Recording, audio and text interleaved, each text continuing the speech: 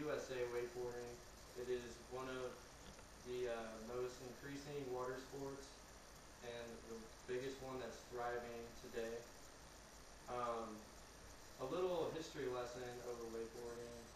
Ryan Hughes states that wakeboarding has really started kind of unknowingly. We don't really know the actual person that started it. They believe that it was kind of a cross between surfing and skiing, and it just gradually became more prevalent in the past few years.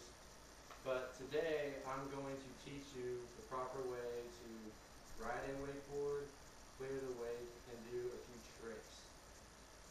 So, to start out, the supplies that you need to be able to accomplish this task are 1, a boat, 2, an experienced driver, 3, a life jacket, 4, a rope, and 5, obviously, a wakeboard. Now, once you have achieved all those tasks, go to your nearest lake, and first you need to know how to strap on the wakeboard. So, what you have here is you have your board and 2 bindings and your straps and lacings. What you do is you place your foot into each boot, and then you tighten the bindings by pulling up on the strings and pushing down on the clamp. Now, it's kind of up to you on how tight you want to ride your boots. Me personally, I like boots that ride pretty tight just because I don't like my foot to move. And there's also a lot of options for the different bindings you can have. See, mine are closed toed. You can have open toe. Mine are more stiff at the top. You can have them less stiff. It's kind of up to you on the type of boots and gear that you want to wear. All right, but once you have the board securely strapped on and you're in the water, well, first before you're in the water, you need the life jacket that is approved by the Coast Guard, and it's pretty obvious how you put these on. You just zip it up, strap the straps, tighten it. Now you want one that fits you pretty well, so that way when you're floating in the water, it's not up around your face, and you want it secure so if you fall, it doesn't come off. Okay, so once you're in the water with your life jacket and board, you need to swim over to the rope, grab the rope. Now, if you have an experienced driver, he'll know to make sure the rope tension is tight before you start pulling.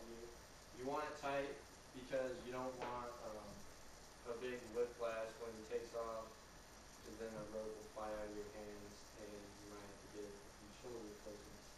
But, anyways, once your rope is tight, you're going to be sitting in the water, having the board face the boat, with your knees bent as far as they'll go. You crouch down in a good wakeboarding position.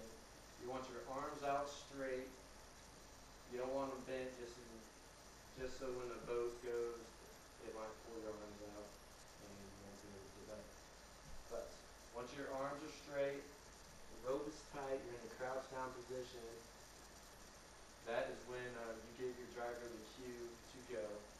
Once you have started going, you first you need to make sure that you're not trying to like fight the rope or fight the boat. You want the boat to be able to pull you over your board. Once you're on top of the water, that's when you choose to either whichever leg you want to put forward. This is standard. This is goofy. I personally ride standard, but everyone's a little different. So once you're up and you're going and you on top of the water, you gradually switch to one of the sides. And if you're a starter, it's probably best that you keep your knees bent so that way you have more control and you can absorb the shock. And you're leaning back a little bit, not too much. As you start getting better, you can kind of straighten your legs out otherwise your back will get tired. And yeah, that's pretty much how you get up. Now, to jump the weight, first of all, uh, you need to have quite a bit of practice being able to do cuts in the water before you can successfully jump a weight. But once you've ridden around 10 to 20 times and you've got a pretty good bearing of your heel and toe side edges, you can attempt a weight jump. So, how you do a weight jump is you can either come in on your toe side edge or your heel side edge.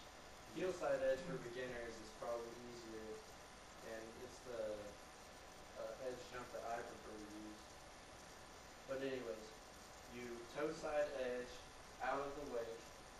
You want to get kind of like, I would say, 10 to 15 feet out of the weight. Once you're a good distance away, you gradually switch to your heel side edge. Don't go to your heel side edge like right at the beginning. Gradually go heel side edge. And then as you're approaching the weight, you can dig in your edge a little bit more and start picking up speed to be able to jump the weight. Now, as you're on your hard heel side edge and you're approaching the weight, right when you get to the weight is when you push down and do the jumping motion. Now, there's a term that wakeboarders use. It's called popping off the weight.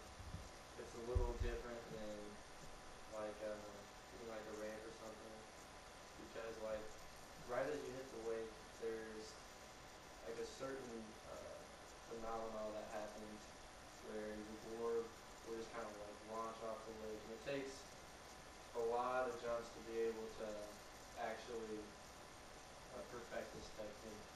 But after you've done it a few times, you pop off the weight, and then while you're in the air, you want to stay pretty steady. Don't flail your arms or get wild with it. And as you are in the air and you're approaching your landing is when you need to start bracing yourself. Once you hit the water, you want to cushion your landing with your knees, and you want to make sure that you're kind of on your back edge a little bit, on your heel side edge, because if you're on your toe side edge, then you're going to catch the water and face it. But once you're doing your landing and you successfully hit the water, cushioned it, you just ride out, and that's how you perfect the weight jump. Now, I'm going to instruct you on how to do a few tricks.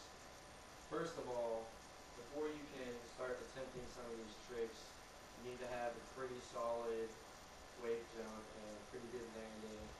Have it be pretty consistent. You shouldn't be falling randomly. It should be pretty good, and you have a good sense of your board and yourself while you're in the air.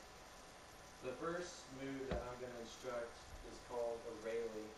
And basically what a Rayleigh is when you hit the weight, you throw your board out over your head and then bring it back down, land, and ride off.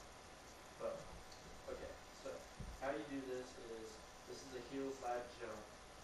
So, as you're coming in on your heel side edge, your hard heel side edge, right when you hit the weight, you want to get your good pop like I instructed earlier. But this time, you're going to use your pop to throw your board out behind you. So, right as you hit the weight, you've got your pop, you're going to throw your feet back, extend your arms. You want straight arms, or you can have them a little bit. It's however you want to do it. But you throw your arms out, and you pretty much lay out almost like a Superman motion. And while you're in the air, you'll feel the line tighten. Once you feel the line tighten, that's when you use your arms to bring your board back from your layout position to your good landing position, and then you go through the steps of landing with some good cushion and ride up. And that's how you do the raise. How you do the back roll, this is another heel side edge trick. It's a lot like the railing, except you're actually doing a flipping motion, which is the only difference. So you're coming in on your heel side edge, you hit the wake, you do the exact same thing as the railing, you throw your board out, but this time, right as you're throwing your board out, we're also taking this arm and throwing it under. And what's this gonna do is you're almost doing a little barrel roll through the air, and as you're going, once you get over, you need to like whip your head around to be able to spot your landing. Once you see your landing, you're still going to be turning a little bit. You can kind of gauge your rotation. If you need to rotate a little faster, that's when you bring your legs and your arms in. If you're over rotating a little bit, that's when you need to extend your body out and slow down your rotation. So once you kind of gauge your rotation, then you go through the same landing procedure as before. Hit the water, cushion it with your legs, and ride out. Okay, now I'm going to instruct you on how to do a tantrum.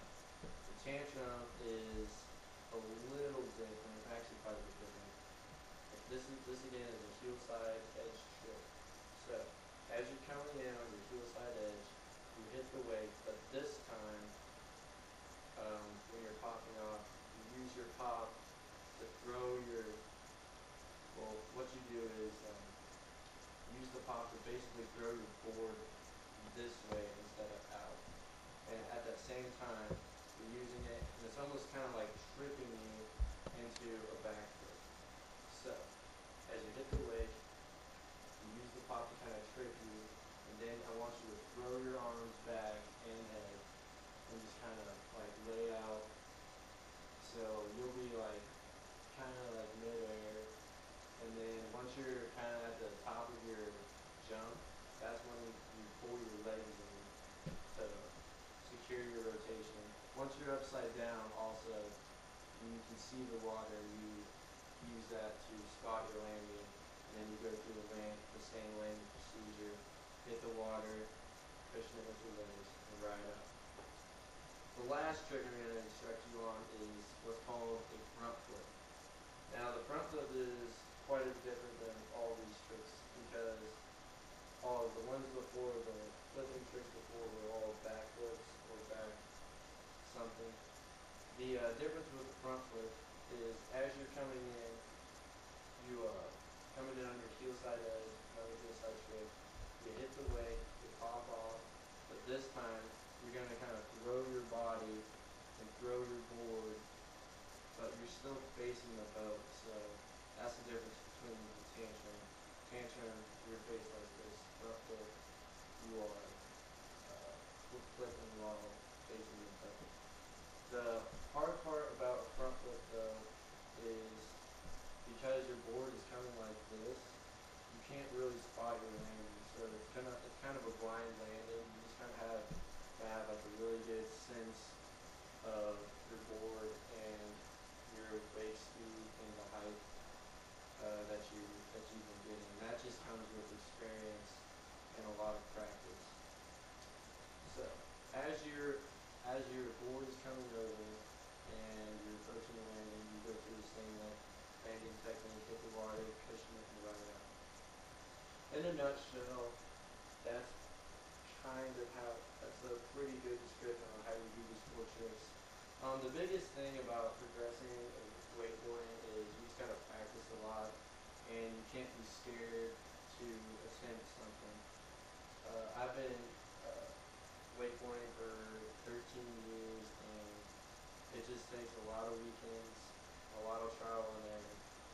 But the satisfaction that you get after failing on a trick for 20 or 30 times and you finally land it, that's what keeps me going, and that's just kind of the fun I find in wakeboarding, just always progressing. But yeah, you gotta stay persistent with it.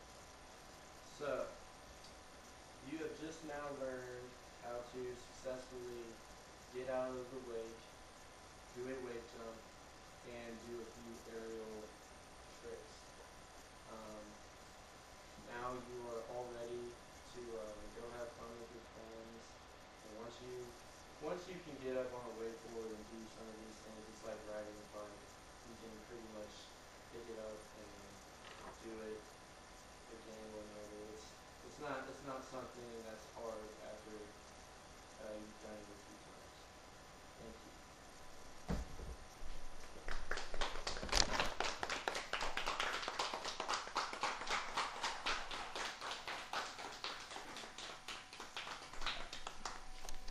thank you guys for